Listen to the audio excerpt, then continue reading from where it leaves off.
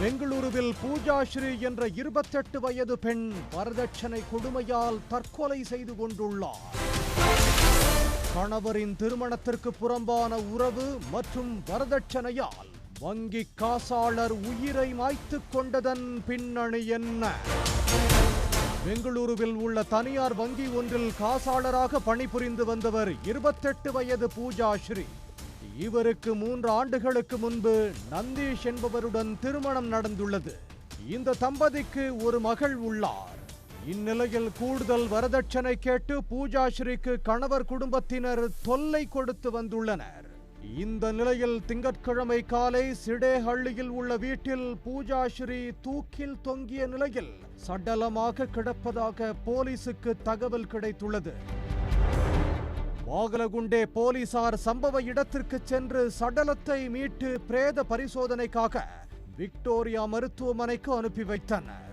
கணவர் மற்றும் அவரது குடும்பத்தினர் மீது பூஜா ஸ்ரீயின் தாய் போலீசில் புகார் அளித்துள்ளார். அந்த புகாரில் 30 லட்சம் ரூபாய் வரதட்சணை கொடுத்து திருமணம் செய்து வைத்ததாகவும் திருமணமான நாள் முதலே பூஜா கொடுமைகளை அனுபவித்து வந்ததாக கூறியுள்ளார். வரதட்சணையாக வீடு கேட்ட நிலையில் தங்கள் தரப்பில் இருந்து பணம் நகை கொடுத்ததாகவும் அது போதவில்லை என தொடர்ந்து டார்ச்சர் செய்ததாக கூறியுள்ளார். நந்தீஷுக்கு வேறு ஒரு பெண்ணுடன் தொடர்பு இருந்ததாகவும் அதனை அறிந்த தனது மகளை கொடுமை செய்ததாகவும் தெரிவித்துள்ளார். கணவரின் டார்ச்சர் தாங்க முடியாமல் அடிக்கடி தங்கள் வீட்டுக்கு வருவதும் திருந்திவிட்டதாக கூறி கணவன் அழைத்து செல்வதுமாக இருந்துள்ளார்.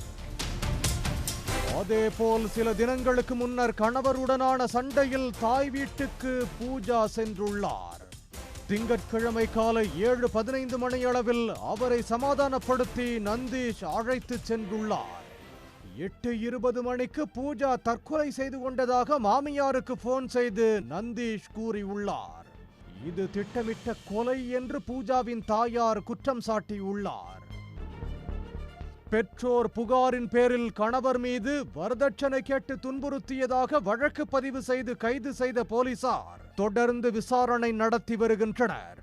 வரதட்சணை கொடுமையால் வங்கி காசாளர் தற்கொலை செய்து கொண்ட சம்பவம் பரபரப்பை ஏற்படுத்தியுள்ளது.